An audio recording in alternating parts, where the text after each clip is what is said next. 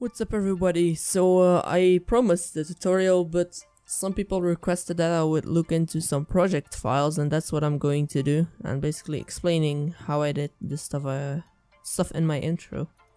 So I'm going to look at the Bionic MC V2 that I made recently. One of the questions I got is how I did this pixelated thing. It's with a plugin called Mosaic. It basically makes it pixelated. For instance, if I put it to 200, it's more pixelated. 100, it's way more pixelated. It's almost not readable.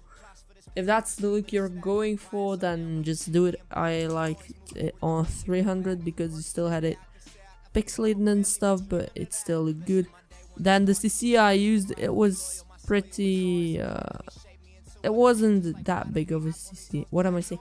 It wasn't, I didn't add that many effects. I added a small glow and a vignette, and I would have wanted to use a film grain, but it made too much pixelation because I was already doing the mosaic, then some motion blur. That's basically it.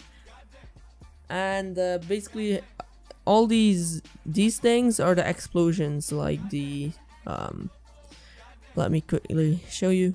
For instance, this and this here and this triangle explosion, those are all color coded in this. It's pretty easy to make.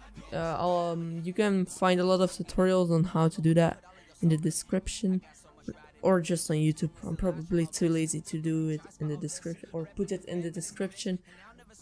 I just added a lot of random things. For instance, these circles right here, they just move, and I added a small spline here, and I added a drop shadow to a lot of these things to make them pop out a bit more, because it was looking like a big mass before I added the drop shadows. So then the background is, I think, this pre-composition. Basically what I did was, before I added it to this pre-composition, I was working right here, but I needed this square, this rotated square, to go with it, and it wasn't possible if I would only have done it on this one. I don't know why. Anyway, so I did some time remapping on this one to make it go way faster right here and then go a bit slower, so you have a explosion sort of effect. Then in here, I like to do it like this, just a lot of different layers so I can color them all individually. This one I just did a few, and then I copy pasted it. Then I wanted to add sort of this of an effect, but it didn't look good, so I just deleted it. Then right here, I don't know what I was doing, and yeah, the rest is pretty easy to do, not that advanced. And then for the text, right here, I added a script called Inertia Bounce. You can find a lot of tutorials on that as well online. It was if you want the settings, I'll give them to you right now. These aren't really the best settings, but it gives one bounce, and that's what I wanted with this intro. And I also added CC Bandit. I got this from a tutorial made by The Guy or Die. It's a really nice tutorial. So it basically makes the edges bend. It's pretty self-explanatory. And then I added a light sweep. A light sweep is this effect right here where it goes over. If you make the intensity way more, it just becomes a white line. If you're looking for something like that, I know a lot of people do that. You could also just make a solid and make it track matte, make it an overlay basically, but why make it so hard? Then I made this float, all individual layers. I don't know why.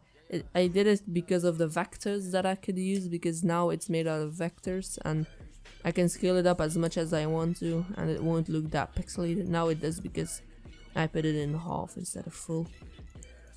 So this took a lot of time actually, because I'm a retard. And then I'm gonna go back to the text later. So what I did was I made this stroke, basically just a stroke, and put it right on top of this one. What I could have done is put this one under here and then it would have looked better, but I wasn't this was the first day I was back, okay? Don't be mad at me for making little mistakes. Then what I did was I made it basically, if I made this the parent of this layer, if I move this anywhere, this will move with it. So that's basically all that a parent layer does. It just makes the transform on everything the same. And then I of course added the bend again to make it look like it's getting snapped up, sort of. I don't know how to explain it. And then it goes all the way up. Yeah, very nice, very nice. So I made this text pretty easy. So I started off by just making the text with the font he requested. Then I right clicked and made it as shapes. Then in the contents, I don't know what I did. Oh yeah, I remember. So first thing I did was I made it rotate a bit. The X rotation. This makes it rotate like this. A bit like this makes it look very nice. And then the effects I use this one. Wait, what did that do? I don't really know. So it's just the basic extrusion. Oh yeah, I remember. So I had one for this line because I wanted the background to be a bit darker automatically. And then I added some layer styles. I added a bevel and emboss. This is basically the first thing as well in Photoshop. I don't know what it's called, but in layer styles in Photoshop, the first one is just same as this. And then I added this gradient overlay to get this sort of line right here. So that's basically this project file. Let's hop onto the next one real quick. Wildex. Is it this one? I think it's this one. Yeah, it's this one. So again, just the text. This text I didn't really like that much. That's why I'm making a V2 for him. And so this one, I don't think it's color coded. Maybe a bit. No, not really. So this right here is basically the outlines, these circles. What I did was with this square right here, I made this in Cinema 4D. It didn't take that long. I added 2 splines, copied them, position a bit further away right here, other splines, and then just circles that went from inward to outward whilst they were moving a bit, and a few in opposite directions to make it look a bit nicer, and just a simple wipe. I think that most people know how to do this. And then for the background I synced up to this song, I think. I'm pretty sure. With this one I added the transform. This basically makes it zoom in and out. And then I added ash shake. Yeah, these are my ash shake settings. It's 2.4 and then a bit of Z shake, and make these two the same, and that will look nice in my opinion.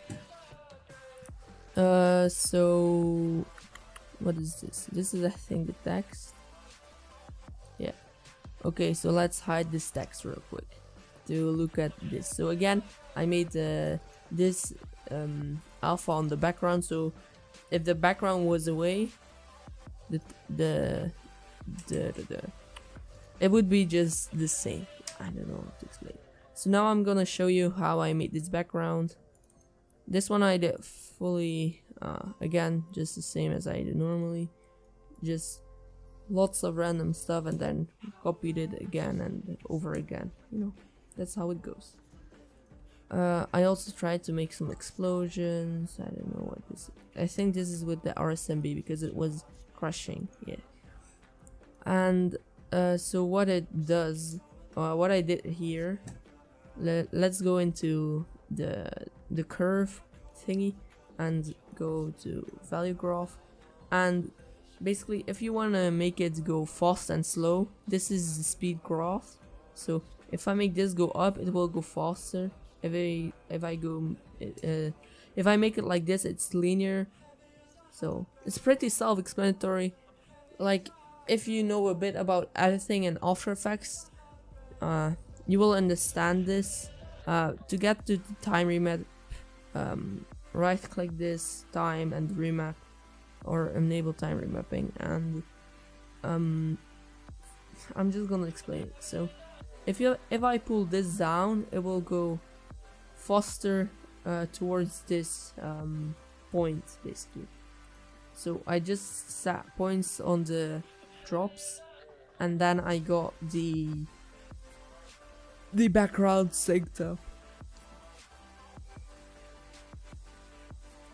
So I hope you guys enjoyed this video. I might do this a bit more in the future, looking at my project files, explaining how I did stuff, because I want people that are curious to, because I want people to know how I do it if they want to know. So if I quit, some people gonna take over my place. So yeah, thank you guys for watching. Have a nice day. Goodbye.